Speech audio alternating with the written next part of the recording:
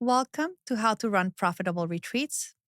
I am Leni Cavazos, retreat strategist and host of the show for coaches, entrepreneurs, and transformational leaders who want to design retreats that actually make money.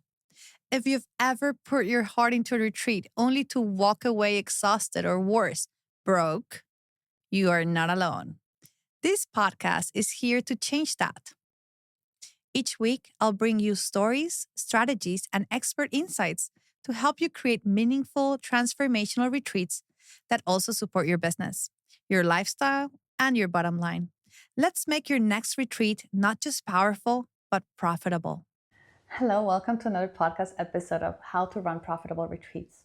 I am your host, Leni Cavazos, and I am so excited to be here with you today.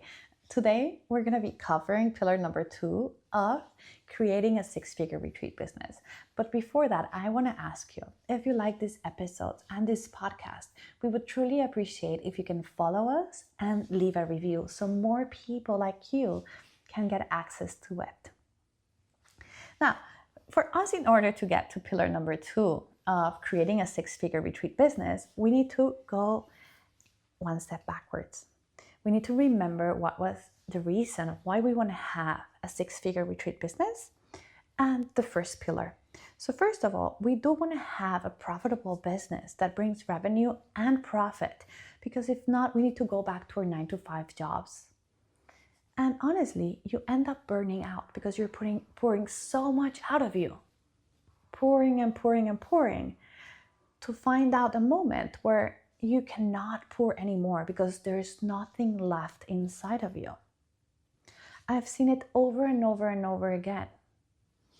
Women and men who put all the effort and love putting their retreats together, to show up into the room, and instead of being able to actually show up for those attendees, those clients, they're worried about how to pay rent, how to get back from the retreat, or any other financial situation that is happening behind the scenes. And the people who end up paying for that are the attendees, because the host is nowhere to be found. They're not present anymore because there's so many things happening behind the scenes that do not allow them to serve the way they should. So that's why we need to design for profit. We need to build a business. And I'm not talking just about a single retreat. It's about a business model that will allow you to really go deeper into the space of helping others and designing that business that you love, that gets you so excited every single time you're talking about it, that it builds consistency and growth. And the only way you can do that is if you design it based on who you are. Now, if you want to go deeper into this, I advise that you go watch our previous episode on designing for profit, because this episode is all about pricing for profit.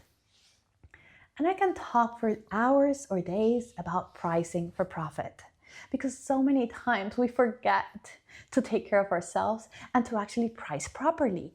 And so many times it happens because we love absolutely everything that we do. And then we start getting excited and we're like, oh my gosh, we should buy candles, and we should buy incense, and we should give these gifts for our people.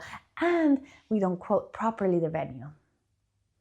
Or we quote for a sold out event, and then suddenly we have not sold out, and then we're eating away from our profit. We can fix that. That is possible. And it's actually quite simple. You need to plan ahead. You need to come in mind when you're putting your finances, right? Your budget, with the intention of pricing for profit, not just pricing. What is the profit margin that I want to have with this retreat? Do I have an upsell that is going to bring additional potential revenue into the space? Am I willing to put a low ticket on my retreat, hoping that people will buy my upsell? Or can I actually plan in advance and make sure that this is happening, that we are pricing and profiting from that retreat, and then we have the space for upsell? When we were talking about designing for profit, we spoke about designing this business model that works for you and you and you. So let's just go a little bit deeper again into pricing for profit. First thing that I see that everyone misses is they do not pay themselves for the facilitation of the retreat. What does this mean? Let's take this as an example. If you were to host a retreat and suddenly you break your toe and you cannot host that retreat anymore, you would have to hire someone. Is that inside of your budget, or where would that money come from if someone had to cover that role that you were doing? Is there a budget for it, or are you just gonna be like, oh my gosh, what do I do now? Now, this is a very extreme example, air quotes here, of what could happen. But you deserve to be rewarded and paid for the time of facilitating the retreat. What happens most of the time behind the scenes is that we consider the profit, the thing that is paying us for facilitating, and the profit is actually belongs to the business, not to the facilitator. The profit comes from the space of what you made after you marketed and you sold the retreat.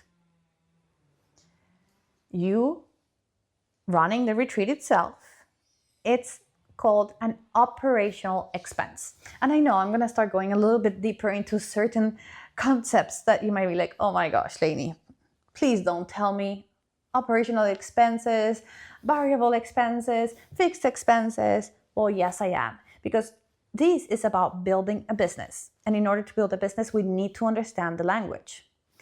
So someone actually running the event, it's an operational expense. Let's put it into a different example. So if you are going to get married and you have your vendors, right?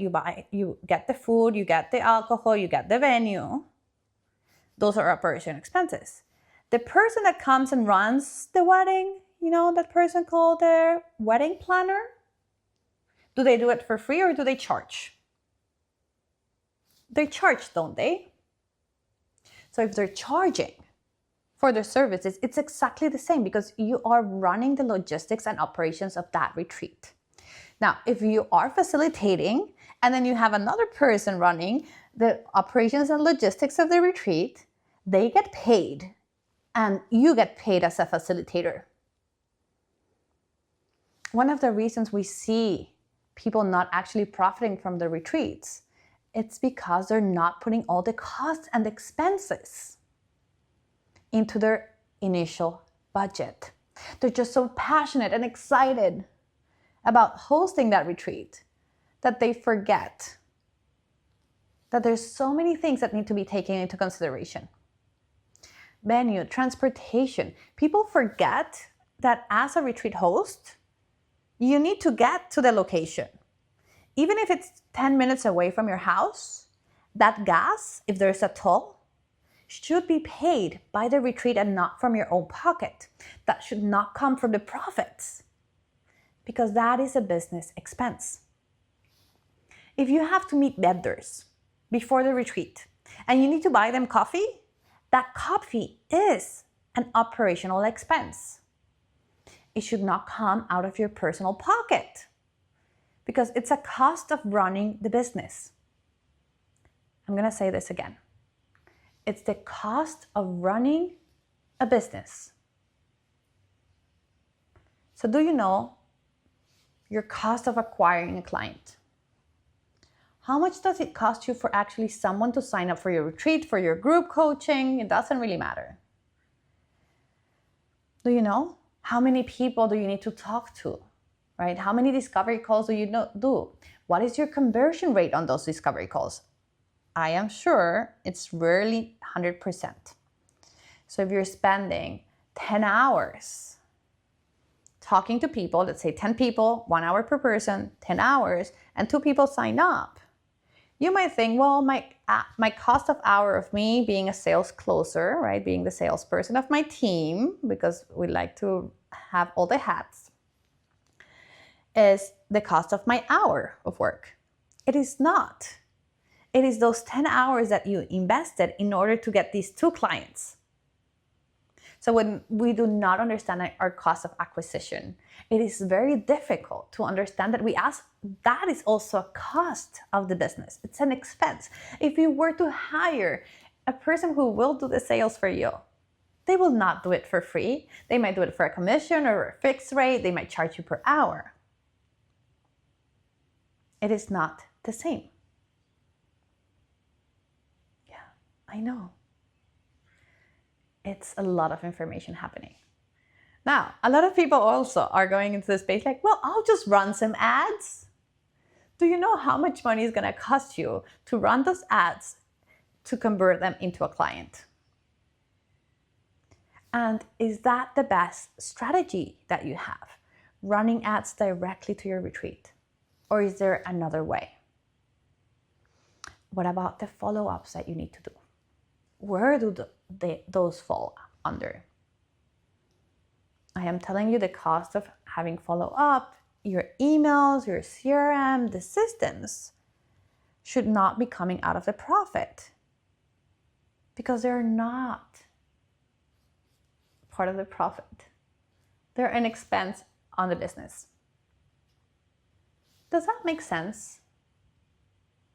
Now, I want you to take a second and ask yourselves, have I taken in consideration all these details that Leni has just told me? Or I'm just like, ooh, I'm just gonna go with it and see what happens because, it's the first time I get to make mistakes. What if you could skip the curb?